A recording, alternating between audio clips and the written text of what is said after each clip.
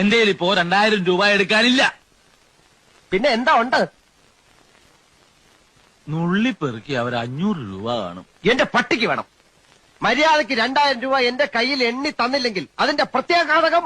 പ്രത്യാഘാതം മേഘം എന്നുള്ളതിന്റെ ഇയാളെന്നെ പഠിപ്പിക്കൊന്നും വേണ്ട. പ്രത്യാഘാതം അത് ഭയങ്കരമായിരിക്കും. എന്തും നേരിടാൻ തയ്യാറായിട്ട് തന്നെയായി ഈ നാടകത്തിൽ ഇറങ്ങിത്തിരിച്ചിരിക്കുന്നത്. ഒരുമാതിരി പല തന്തയ്ക്ക് പറഞ്ഞ പരിപാടി എന്റെ അടുത്ത് കാണിക്കരുത്. തൽക്കാലം പല തന്തയുണ്ടെന്ന് വിചാരിച്ചേക്കാം. ഞാൻ പോവാന്ന്. അതെ, കുറച്ച് പതുക്കെ പറഞ്ഞാലും കേൾക്കാം. പിന്നെന്താ ഞെട്ടാത്തത്? സാധാരണ ഇത്ര നിസ്സാര കാര്യങ്ങൾക്ക് ഞാൻ ഞെട്ടാറില്ല. ഓഹോ, പിന്നെ ഞാനങ്ങനെ വെറുതെ പോകുന്നൊന്നും വിചാരിക്കണ്ട. ഈ വിവരം മുഴുവൻ ആ മൂപ്പിലാനെ കണ്ട് ധരിപ്പിച്ചിട്ടേ ഞാൻ പോവും. ഒരു ചാൻസ് കൂടെ തരാം. 250 എങ്കിൽ 250 ഉറപ്പിക്കുന്നോ? രണ്ടുപേരോടും കൂടെ ചോദിക്കുന്നത്. എടോ, തനിക്ക് നാണമില്ലേണോ?